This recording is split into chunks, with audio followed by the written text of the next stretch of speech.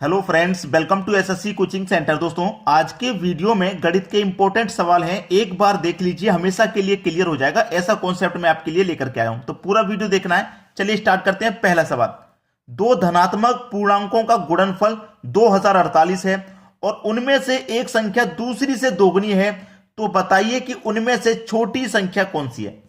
छोटी संख्या बतानी है, तो ये जो चार ऑप्शन है इनमें से ही कोई छोटी संख्या है। छोटी संख्या ही तो बतानी है, तो इन चार ऑप्शन में से ही कोई छोटी संख्या है। तो मैं पहला ऑप्शन ले लेता हूं कि मान लेता हूं पहली संख्या मेरी और दूसरी संख्या में से पहली संख्या यानी कि छोटी संख्या मेरी 32 है। भाई चार ऑप्शन में से कोई छोटी संख्या होगी, और दो संख्याओं की बात किया तो पहली संख्या और ये दूसरी संख्या हो गई। छोटी संख्या मैंने मान लिया 32 है, तो बड़ी संख्या क्या हो जाएगी। प्रश्न को ध्यान से पढ़ना। एक संख्या दूसरी से दोगुनी है, यानी कि जो एक संख्या है वो दूसरी से दोगुनी है। अगर ये छोटी है तो दूसरी संख्या क्या हो जाएगी, इसकी दोगुनी, यानी 32 की दोगुनी 64 हो जाएगी। ठीक है, और इन दोनों संख्याओं का गुणनफल अगर 2048 आ गया तो समझ लो ये हमारी छोटी संख्या, हमारा आंसर सही है।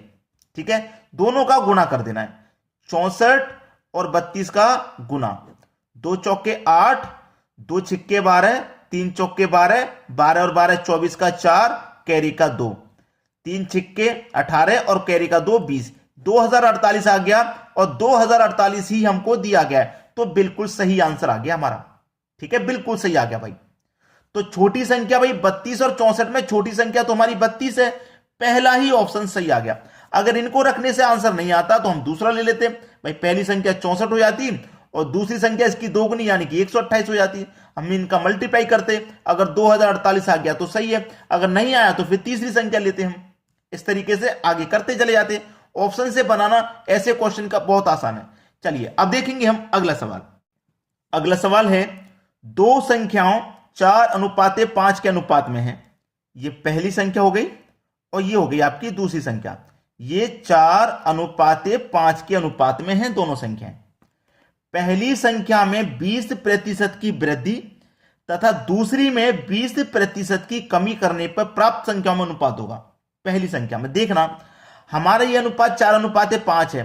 4:5 कैसे निकल के आएगा। मान लीजिए ये संख्या मेरी 40 होगी, ये 50 होगी। ठीक है, 0 से 0 कट जाएगा, 4:5 बचेगा। भाई ये 40 है और ये 50 है। अब मैं क्या करूं, 10 से कटा दूं, तो 10 से कटेगा तो ये 4 बार में, और 10 से कटेगा 5 बार में, तो 4:5 आ जाएगा कि नहीं आ जाएगा, आपको पता अच्छे से आ जाएगा। तो उसी तरीके से आप इसको 40 मान सकते हैं कि पहली संख्या जो है मेरी वो 40 है। और इसमें क्या हो रहा है, 20% की वृद्धि। तो 40 का 20% की वृद्धि हो रही है ना, तो मान लीजिए अपने आप में ये 100% है, तो एक इसका 120% निकाल लीजिए भाई। 20% की वृद्धि है तो 120%, परसेंट का मतलब बटे में 100। 0 से 0 गया, 0 से 0 गया, 12 चौके 48, यानी कि ये वाली संख्या कितनी हो गई, 48। दूसरी संख्या कितनी है भाई, 50 मानी है, 50 ले लो। अब इसमें क्या हो रहा है, 20% की कमी हो रहा है ना, तो 100% है, ये अपने आप में 20 की कमी हो जाएगी तो 80% बचेगी। परसेंट का मतलब बटे में 100। 2 जीरो से आपके ये 2 जीरो कट जाएंगे, 5 40 हो जाएगा। ये 40 हो जाएगा। तो यहां पे कितना आ जाएगा भाई, 40। जैसे ही आया था 12 चौक 48 और ये 5 40, यानी कि ये संख्या कितनी हो गई, 40। अब इनका अनुपात पूछ रहा है क्या होगा। प्राप्त संख्याओं में अनुपात कटा लो भाई। किससे कट रहा है, 5 से कट रहा है। 5 से ये नहीं कट रहा, 6 से नहीं कट रहा, 8 से कट रहा है। 8 पंजे 40 और 8 6 48, यानी कि 6:5 हो जाएगी ये संख्या, 6:5। डी ऑप्शन बिल्कुल सही जवाब है आपका। अब देखेंगे हम अगला सवाल। अगला सवाल है, राम श्याम से 20 वर्ष छोटा है। अच्छा सवाल है। 5 वर्ष पूर्व उनकी आयु में 3:5 का अनुपात था। वर्तमान आयु का योग बताइए। सबसे बेहतरीन सवाल देखिएगा, यहां पे अगर मैं कहूं 5 वर्ष पूर्व उनकी आयु का जो अनुपात है वो 3:5 है। 3:5। राम और श्याम यही तो दो व्यक्ति हैं।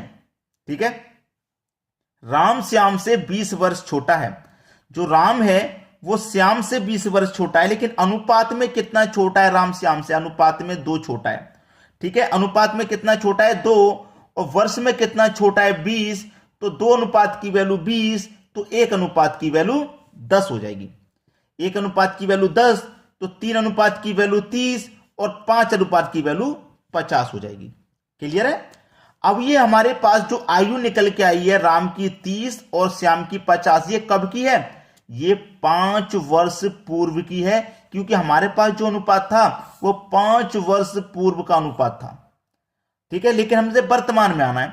अब देखो, ये पूर्व है, ये वर्तमान है, और ये वर्तमान के आगे बाद होता है जिसे भविष्य कहते हैं। अब हमारे पास जो आयु आई है 30 और 50, ये पूर्व की आई है। अब हमें क्या आना है, ये 5 वर्ष पहले की है ना, तो 5 वर्ष हम बढ़ के वर्तमान में आएंगे। भाई 5 वर्ष पहले की निकली, अब वर्तमान में आना है तो 5 इसमें भी जोड़ना है, और 5 इसमें भी। इसमें 5 जोड़ के आओ तो 35, और इसमें 5 जोड़ के आओ तो 55, और दोनों की आयु का योग पूछ रहा है तो योग बता दो भाई जोड़ के। ठीक है, 55 और 35 कितना हो जाएगा? दोनों का योग हो जाएगा भैया 90। ये बिल्कुल सही जवाब हो गया आपका सी ऑप्शन। अच्छे से समझ में आ गया ना। चलिए अब देख लेंगे अगला सवाल। अगला सवाल है 15 की पावर 25 में अभाज्य गुणनखंडों की संख्या ज्ञात करें। 15 की पावर 25 में अभाज्य गुणनखंड, यानी कि हमारे पास जो 15 है, ये जो 15 है इसके गुणनखंड करेंगे। भाई 2 से नहीं कटेगा, 3 से कटेगा 5 बार में, अब 5 से कट जाएगा एक बार में। तो हमारे पास क्या क्या गुणनखंड आए? 3 और 5। भाई 3 मल्टीप्लाई 5, यही तो गुणनखंड आए हमारे पास। यानी कि कितने गुणनखंड है? ये 2। एक गुणनखंड ये, एक ही। कितने गुणनखंड है हमारे पास? 2 ही गुणनखंड निकले इसके। अब 2 गुणनखंड निकले है ना, इसका मल्टीप्लाई पावर से कर देना है बस। 2 का मल्टीप्लाई पावर यानी कि 25 से, आंसर आ जाएगा 50। ठीक है, ऐसे सवालों में टाइम मत लगा देना। 50 आपका बिल्कुल सही जवाब है। गुणनखंड आपने कर लिए। अगर यहां पे एक और गुणनखंड आता तो 3 गुणनखंड हो जाते, और 3 हो जाते फिर 3 का मल्टीप्लाई कर देते हम 25 से, पावर से मल्टीप्लाई कर देते हैं। समझ में आ गया ना। चलिए अब देखेंगे अगला प्रश्न। अगला सवाल है 48 की पावर 20 के कुल अभाज्य गुणनखंडों की संख्या ज्ञात करें। भाई 48 की पावर 20 है अभाज्य गुणनखंड, यानी कि अभी अभी जो क्वेश्चन करके आ रहे हैं बिल्कुल वैसा ही। तो आपके पास 48 है ना, 48 के गुणनखंड कर लो। 2 से कटाओ 24 बार में, 2 से कटाओ 12 बार में, फिर 2 से कटाओ 6 बार में, फिर 2 से कटा दो 3 बार में, फिर 3 से गया 1 बार में। तो कितने गुणनखंड निकले? 1 2 3 4 5, 5 गुणनखंड निकले ना। तो 5 का मल्टीप्लाई कितने से कर देंगे? मैंने क्या बोला? पावर से कर देंगे। पावर आपकी 20 है। 20 पंजे 100, ये हो गया सही जवाब 100, यानी कि डी ऑप्शन बिल्कुल करेक्ट आंसर। आप समझ में आ गया सभी को, आसानी से बना लेंगे। चलिए अब देखेंगे अगला प्रश्न। अगला सवाल है 3 कारों की चाल 2 3 4 के अनुपात में है। समान दूरी में तय करने के लिए इन कारों द्वारा लिए गए समय में अनुपात होगा। देखिए, एक कार, दूसरी कार और तीसरी कार, 3 कार है ना, इनका अनुपात है 2 अनुपात 3 अनुपात 4। ये क्या है? चाल का अनुपात है भाई, चाल का ही तो है। और चाल का जस्ट अपोजिट होता है समय का अनुपात, याद रखना, जस्ट अपोजिट समय का अनुपात। अब हमें समय का अनुपात निकालना है तो पहले के निकालना ना, पहली कार का, तो पहली कार को छिपा लीजिए, इन दोनों का मल्टीप्लाई 3 चौके 12।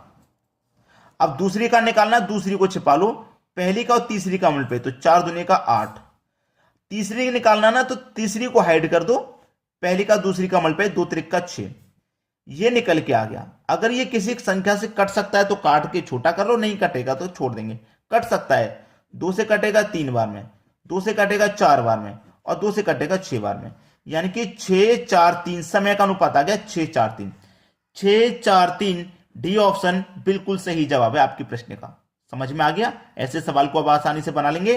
तो आपकी जब समझ में आ गया है तो लाइक और शेयर तो बनता ही है भाई, इतना तो काम कर दीजिए, लाइक और शेयर।